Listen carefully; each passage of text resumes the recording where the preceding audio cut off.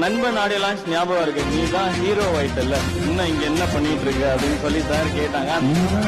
Hero ஆயிட்டல்ல, இன்னும் என்ன பண்ணிட்டு இருக்க சொல்லி பட் அதெல்லாம் தாண்டி எனக்கு லைஃப்ல மறக்க முடியாத மொமெண்ட் வந்து Vijay awards entertainer of year வாங்கும்போது சார் ஸ்டேஜ்ல வந்து அவர் பிடிச்சிட்டாரு, குழந்தைங்க எல்லாரையும் பிடிச்சிட்டாரு அப்படின்னு சொன்னாங்க.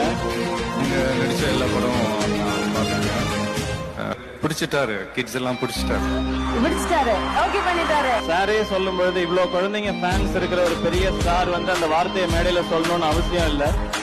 அது எனக்காக சொன்னாங்க. அது டெஃபினட்டா நான் லைஃப் லாங் மறக்க மாட்டேன். நெக்ஸ்ட் டே வந்து அவங்கள நேர்ல பார்த்து தேங்க் பண்ணோம் அப்படின்னு சொல்லி நான் சதீஷ்ட கேட்டேன். அப்பயும் சார் வந்து ரொம்ப ஹம்பிளா, சச்சா அதெல்லாம் வேணாம்ப்பா, அதெல்லாம் பரவாயில்ல, நான் சந்தோஷமா சொன்னேன், நான் வாழ்த்துக்கள் அப்படின்னு சொல்லிட்டாங்க.